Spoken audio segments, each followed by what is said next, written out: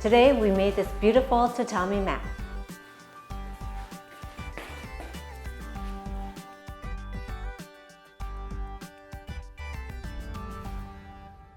Today's workshop is all about how to make tatami mats. First of all, we went to this store and they showed us the history of the tatami and how to make the tatami mat, and also they showed us their workshop. Okay, the workshop was actually pretty incredible. They had machines to do it, and we're going to show you, before we get into how we did it, we're going to show you how they do it with the machines as well. On the other hand, even though we didn't film it, the people at the factory actually can also do this by hand, the old-fashioned way of stitching, and they showed us a little bit of that, and it was just incredible.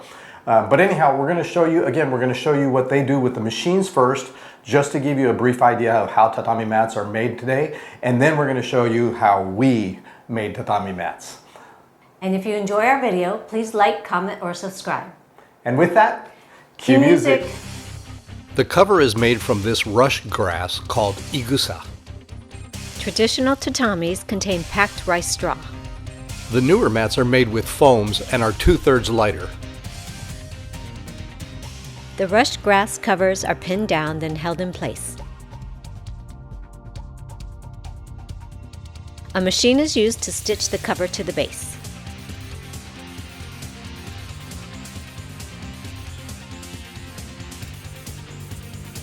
A different machine stitches on the border called a hedi.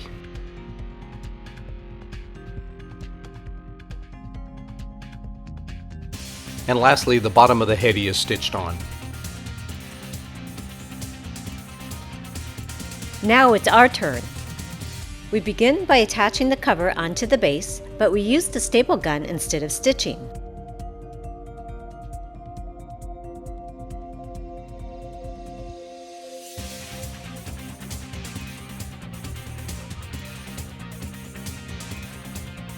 After pulling the cover taut, we stapled the opposite end to hold it into place.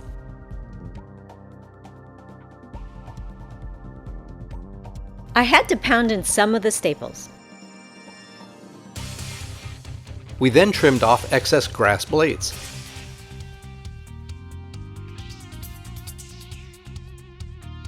Now we get to add the beautiful borders and begin by cutting pieces to size.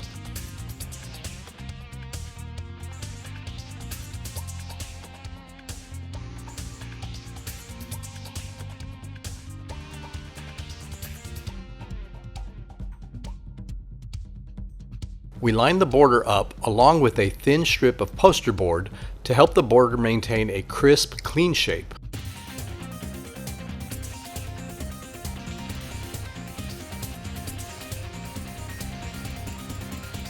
Then we staple the border in place.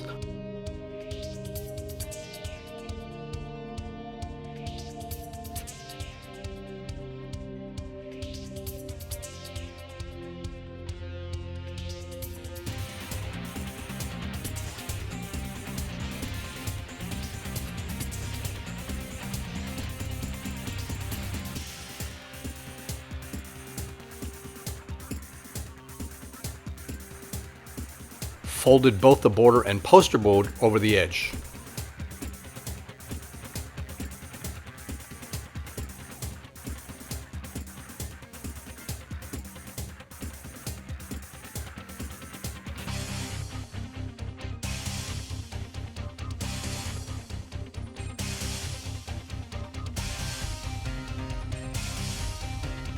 And we stapled the border to the bottom.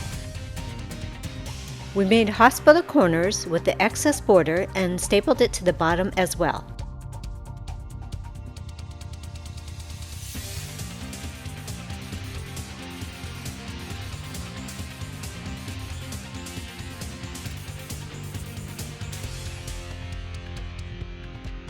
Then it was a matter of repeating the steps to attach the border on the opposite side.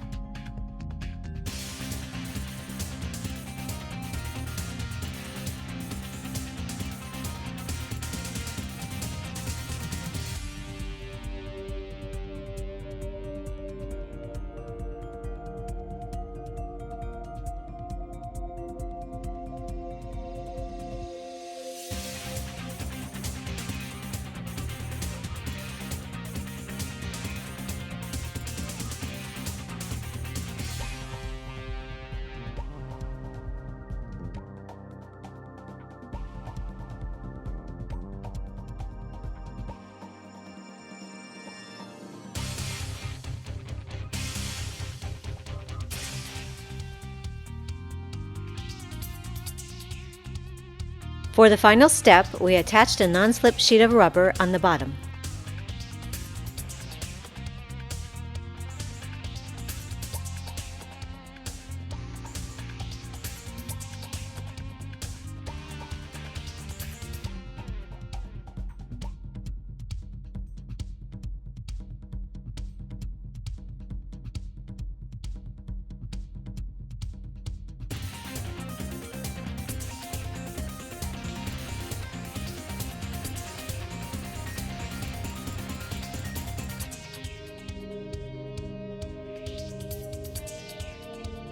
And yes, we had to applaud our own accomplishment.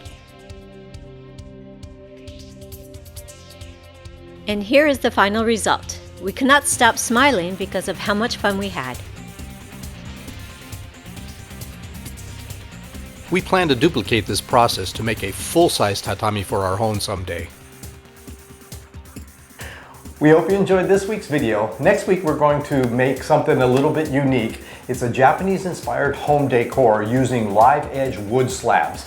We're looking forward to showing you that video as well. So until then, Bye-bye.